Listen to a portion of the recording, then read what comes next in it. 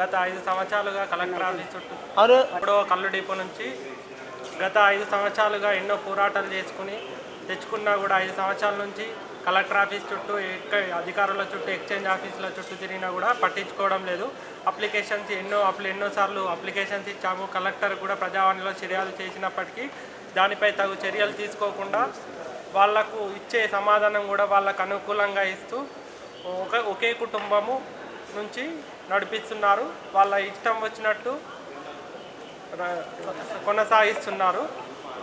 నిజమైన గీతా కార్మికులకు లోకల్లో ఉన్న వారికి సభ్యత్వం కల్పించడం లేదు.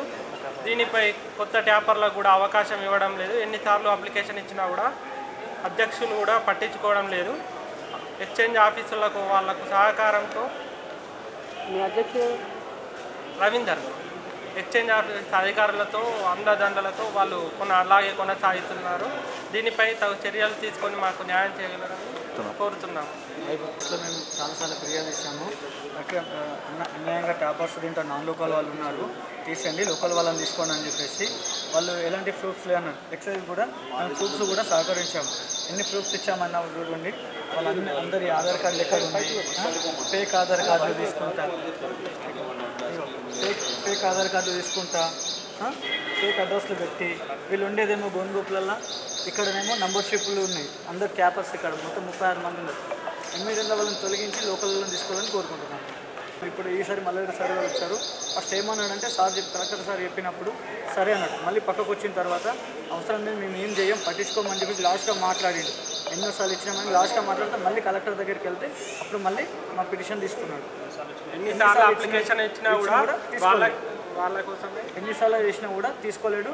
ప్రజావానికి కూడా రాంగ్ రిపోర్ట్ ఇస్తున్నారు. మేము అప్లికేషన్ ఇవ్వడు, వాళ్ళేమో వేరే ఇచ్చాడు. ఈరోజు మేము మొన్న లాస్ట్ వీక్ కూడా ఇస్తే ఈరోజు ఏమని ఇచ్చారు, మేము ఇచ్చిన ఎవిడెన్స్ సరిగ్గా లేవని ఇచ్చారు. మేము ఇచ్చిన ఎవిడెన్స్ సరిగ్గా లేవంటున్నారు కదా వాళ్ళు. అది కాదు, వాళ్ళని రమ్మనండి, ఎవిడెన్స్ సరిగ్గా లేవో మేము కరెక్ట్ చేసి ఇస్తాం. ఖచ్చితంగా చెప్తున్నాం. సంబంధం లేదు. మొన్న అంతకుముందు ఇచ్చినప్పుడేమో వీళ్ళకి సంబంధం లేదన్నారు. ఎందుకు సంబంధం లేదు దానికి ఆన్సర్ ఇస్తాము. ఖచ్చితంగా ఎక్సైజ్కి వాళ్ళు వచ్చి మాకు ఖచ్చితంగా అడిగితే ప్లస్ ఇప్పుడు ఏదైతే వీళ్ళు ఎవిడెన్స్ కరెక్ట్ లేదన్నాడో ఆ ఎవిడెన్స్కి మా దగ్గర బరాబర్ ఏ ఎవిడెన్స్ కరెక్ట్ లేదో చెప్పండి, మేము కలెక్ట్ చేసి ఇస్తామని కోరుతున్నాం. న్యాయం జరిగేదాకా పోరాటం ఆగదు.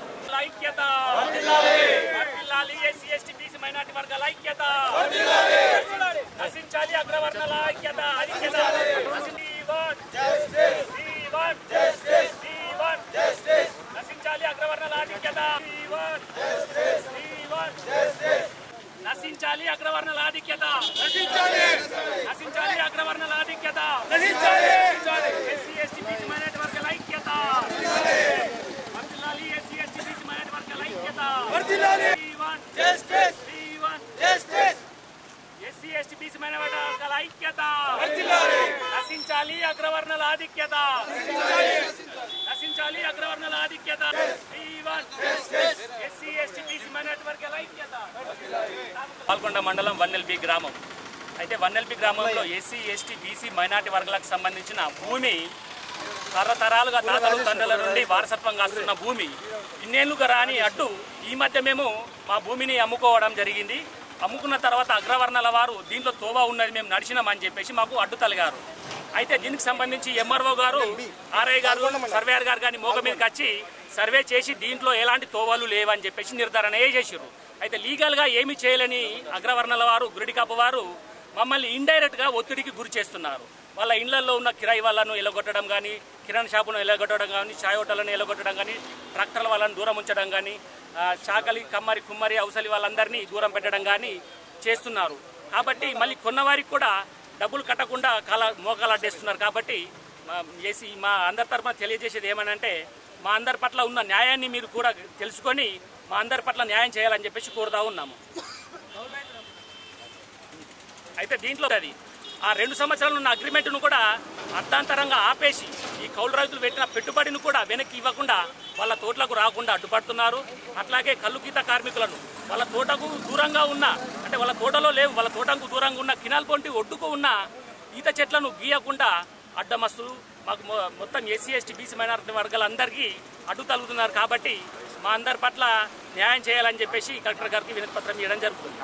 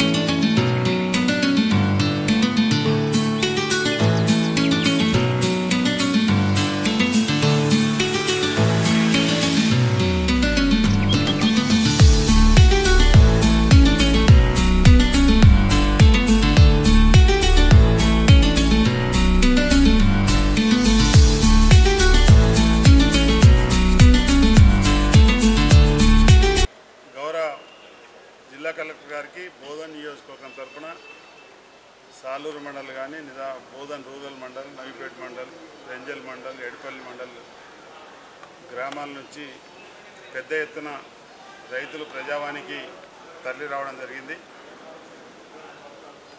గౌరవ కలెక్టర్ గారికి మొన్న ఏదైతే మంజిరా నదితో కానీ గోదావరి నదితో కానీ పంట పొలాలు ఏదైతే మునిగిపోయినాయో వరి, సోయా, పత్తి అనేక రకాల పంటలు మునిగిపోయినటువంటి పరిస్థితి గతంలో కూడా కలెక్టర్ గారి దృష్టికి తీసుకురావడం జరిగింది. అగ్రికల్చర్ అధికారులను పంపించి గ్రామంలో పూర్తి స్థాయిలో ఎంతైతే రైతులకు పంట నష్టం జరిగిందో, ఏ సర్వే నెంబర్లో ఎన్ని ఎకరాలు మునిగిపోయిందో రికార్డు చేయమని చెప్పాము. అగ్రికల్చర్ అధికారులు కేవలం అప్లికేషన్లు తీసుకున్నారు కానీ 5 ఎకరాల మీద ఉన్న వాళ్ళవి తీసుకోము, లేకపోతే రేపు రైతులకు బోనస్ రాదు, రైతుల ధాన్యం కొనుగోలు చేయము, అనేక రకాలుగా భయభ్రాంతులు చేసినప్పటికీ గౌరవ జిల్లా కలెక్టర్ గారికి టెలిఫోన్లో మాట్లాడిన తర్వాత కలెక్టర్ గారు కూడా అటువంటిది ఏం లేదు తీసుకోవాలని చెప్పేసి అధికారులకు ఆదేశాలు ఇవ్వడం జరిగింది. అయినప్పటికీ కింది స్థాయి అధికారులు కొంతమంది రైతుల దగ్గర తీసుకున్నటువంటి విషయాన్ని కూడా ఈరోజు కలెక్టర్ గారి దృష్టికి తీసుకొస్తా ఉన్నాం.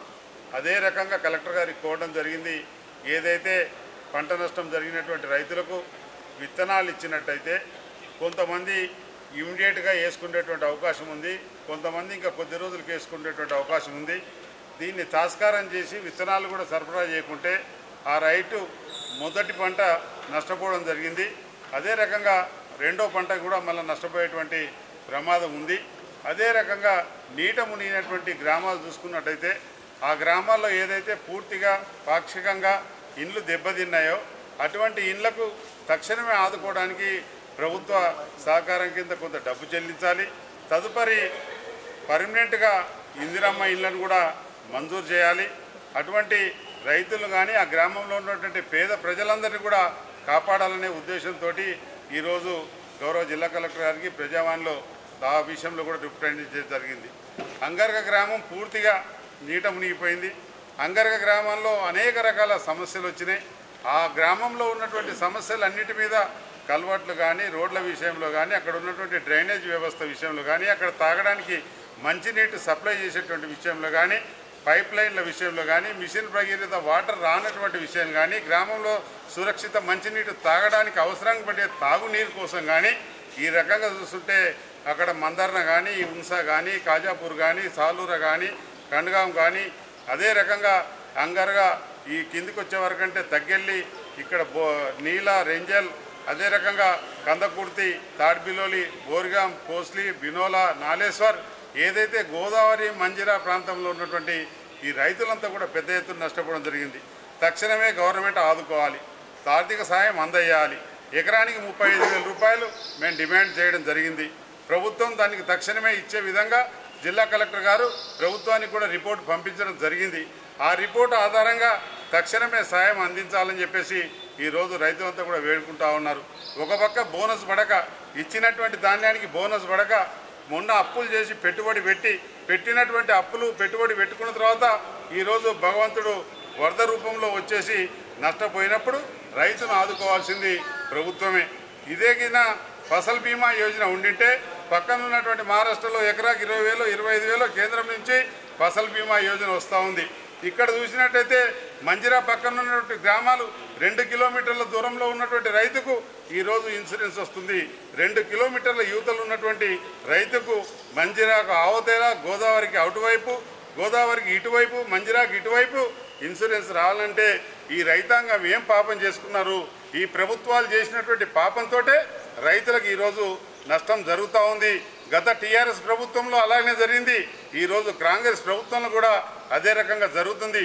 ఇప్పటికైనా రైతులను ఆదుకోవడానికి ఒక కారుకి ఇన్సూరెన్స్ ఉంటుంది, ఒక మోటార్ సైకిల్కి ఇన్సూరెన్స్ ఉంటుంది, ఒక ఫ్యాక్టరీకి ఇన్సూరెన్స్ ఉంటుంది.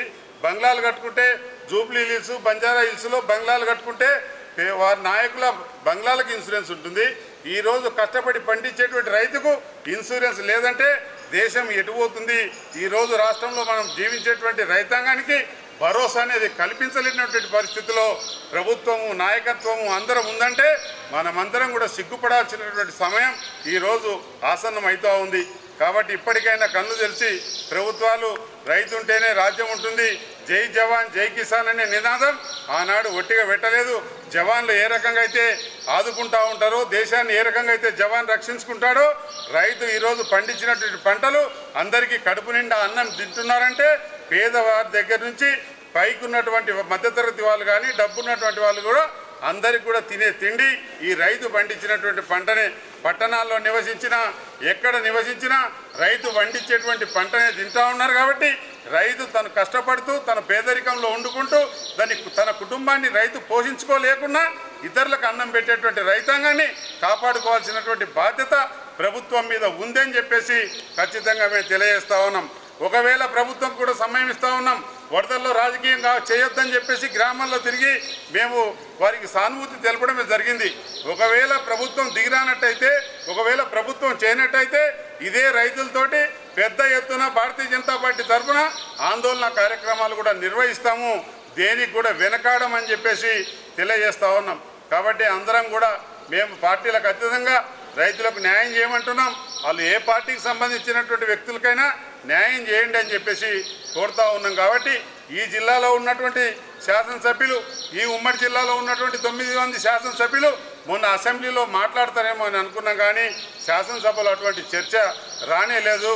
రైతులు దాని మీద చర్చ రానప్పుడు అది నేను ఏ వ్యక్తిని విమర్శించను, కానీ ప్రతి ఒక్క రైతు టీవీ ముంగట కూర్చొని భార్య పిల్లలతోటి ఈరోజు మా వరద గురించి ఏమన్నా వస్తుందేమో, మా బోధన గురించి ఏమన్నా మాట్లాడతారేమో, మా ఉంసా గురించి ఏమన్నా మాట్లాడతారేమో, మా అంగర్గ గురించి ఏమన్నా మాట్లాడతారేమో, ప్రతి ఒక్క మండలంలో ప్రతి ఒక్క గ్రామంలో ఉన్నటువంటి రైతులు టీవీలు చూస్తూ మా గురించి మాట్లాడేటువంటి నాదుడే లేడు అని చెప్పేసి అందరూ కూడా బాధపడుతున్నటువంటి విషయాన్ని కూడా నేను మీ ద్వారా దృష్టికి తీసుకొస్తా ఉన్నాను. ఇప్పటికైనా కానీ ప్రభుత్వం ఆదుకోవాలని చెప్పేసి మేము డిమాండ్ చేస్తూ ఉన్నాం. జిల్లా కలెక్టర్ గారు తక్షణమే స్పందిస్తూ ఉన్నారు.